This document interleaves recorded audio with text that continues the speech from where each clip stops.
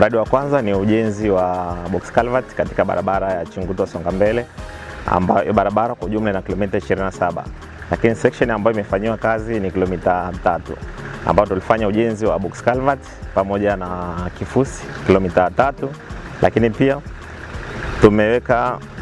tumefanya heavy grading ya kilomita 3 pia, ambapo sasa kufanya jumla ya kazi zilizofanyika kuwa na thamani ya shilingi milioni 323,223 na 77.1.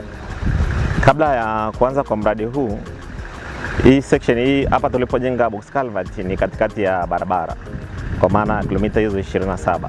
Kwa hiyo kipindi cha mvua hii barabara ilikuwa inajifunga, na ukiangalia sehemu ambapo tumejenga kuna uya, kwa maana chanzo cha maji. Kwa muda wote ile eneo liko wet.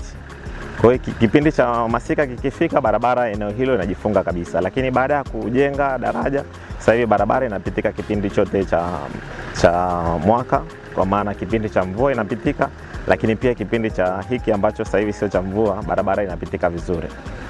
Changamoto kubwa ambayo walikuwa wanakumbana nayo wananchi ni kwenye kusafirisha mazao, kwa sababu huku kwetu tunategemea sana kilimo cha korosho, ufuta pamoja na mbaazi.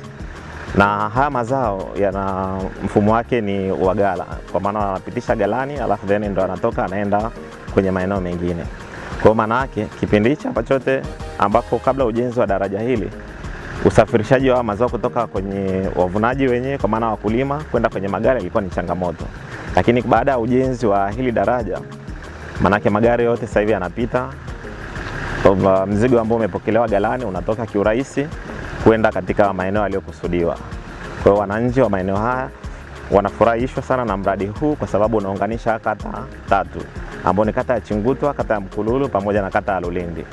Kwa wananchi katika maeneo haya wanaishukuru sana serikali ambayo inasimamiwa na Rais wa Jamhuri ya Muungano wa Tanzania Daktari Samia Suluhu Hassan kwa mradi huu, lakini pia wanaendelea kuomba kuendelea kuwaletea mradi mingine ya namna hiyo ambayo inatija kwa wananchi.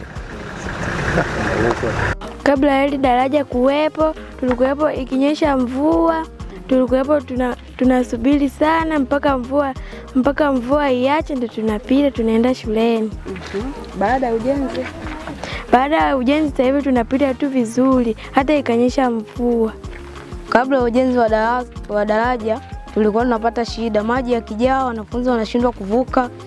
Kwa hiyo tunapata shida, tunachelewa muda wa kurudi nyumbani. Kwa hiyo sasa hivi ujenzi ulipokamilika unaturahisishia kuvuka vizuri na wanafunzi kuwahi kwenda shuleni bila matatizo yoyote. Kuwepo ilikuwa tunapata tabu kwenye usafirishaji, kwa sababu maji ilikuwa inajaa. Sasa zile mvua za kuanzia mwezi wa 12 tunapata changamoto mbalimbali, ikiwemo kuwasafirisha. Kama mimi najitoa mfano, mimi mwenyewe mimi ni bodaboda.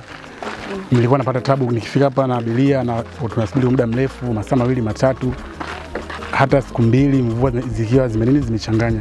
Kwa maana tulikuwa tunakumbana na hadha hiyo, ila kwa sasa hivi tunashukuru wameturahisishia, kwa sababu tukifika hapa tunapita tu, hatuna tena kusubiri. Na hata katika mambo mengine, mfano kama korosho mwishoni mwa msimu kama mwezi wa 12, magari ilikuwa ikifika hapa yanakwama, kwa sababu miundombinu haikukamilika vizuri.